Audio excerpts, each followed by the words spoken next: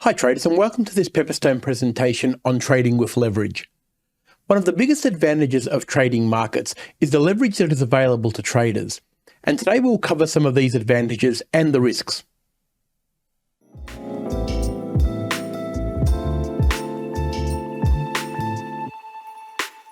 So today we will cover the power of leverage and why it can be used to help everyday traders achieve better results. We'll look at leverage versus no leverage and the real advantage that it gives traders. We'll talk about the risks associated with leverage and the danger of letting them rule your trading decisions. And finally, we'll look at managing leverage risk and why it is important to stay on track.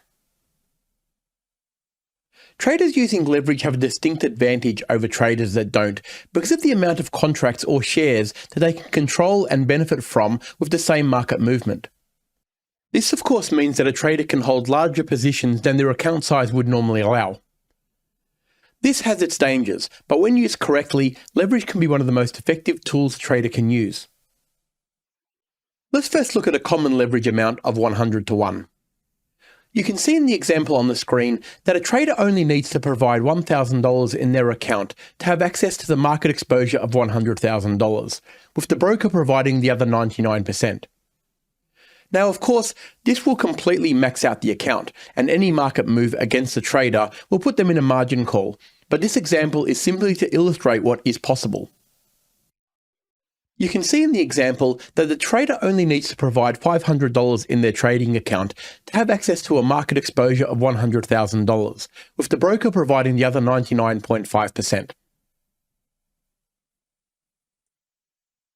Let's now look at an example of trading with and without leverage. If we were looking at the Aussie USD and trading one lot, as we can see here on the left-hand side, we can look at a current price of, say, 80 cents, where we have a contribution of $100,000, and let's assume that the Aussie USD has moved 8 cents in your direction, so the new price will be 88 cents. We've got a potential profit of $8,000, and if we assume a stop loss of 5%, the potential loss is $5,000. That's if we're trading without leverage and we need to provide $100,000.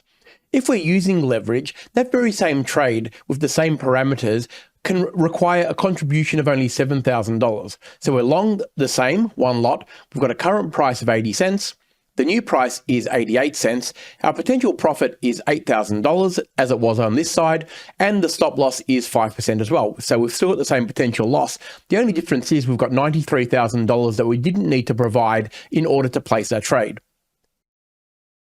Now, if we take it a step further and look at how we can reallocate that $93,000 that isn't being used, we have the exact same trade set up, but this time we're going to put that $93,000 in a term deposit at 4% interest, which is a standard rate at the moment. What that's going to give us is $3,700 of guaranteed return with no risk. So that's going to actually reduce our total potential loss to $1,300 because the potential loss previously was $5,000 minus the interest that we're going to get.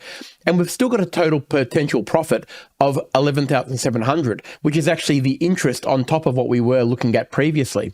So you can see that the advantage of actually redistributing the amount of money that you're saving by not having it as the initial contribution because of leverage can be a significant increase to your profit margin.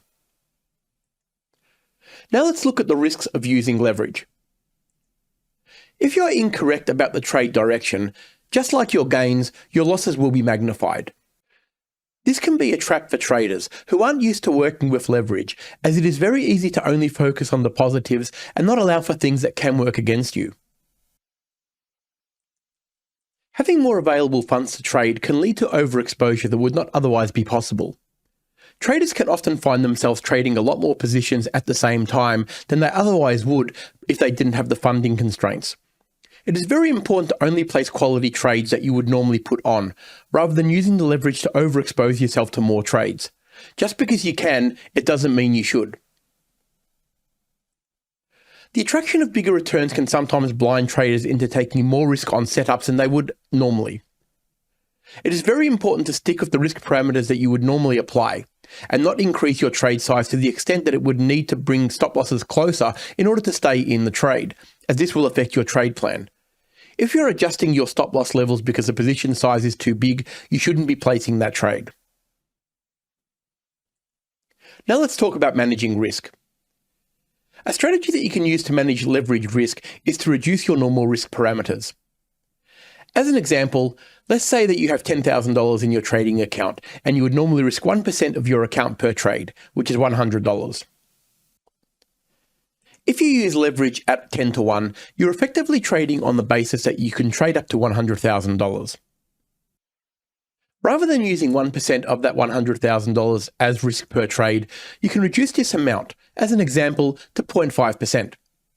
This way you are only risking $500 per trade. Now you're only increasing your trade size up to 5 times more than you would normally without leverage, but keeping your level of dollar risk at a level that your account can tolerate if the trade was to go against you. This enables you to take up to 20 losses in a row before your account is out of funds. Now, although it would never be ideal to take this many losses in a row, at least you are using a strategy that can give you time to make adjustments to your trading and rectify potential deficiencies in the trade plan. Today we have learnt the power of leverage and why it can help an everyday trader achieve better results. Then we looked at leverage versus no leverage, and we can see the real advantage that traders can get by using leverage as opposed to contributing the full amount. We then looked at the risks of using leverage and how they can put you in danger and let it rule your trading. And finally, we looked at managing leverage risk and why it's so important to keep your risk parameters on track and not deviate too far away from your normal risk parameters percentage-wise.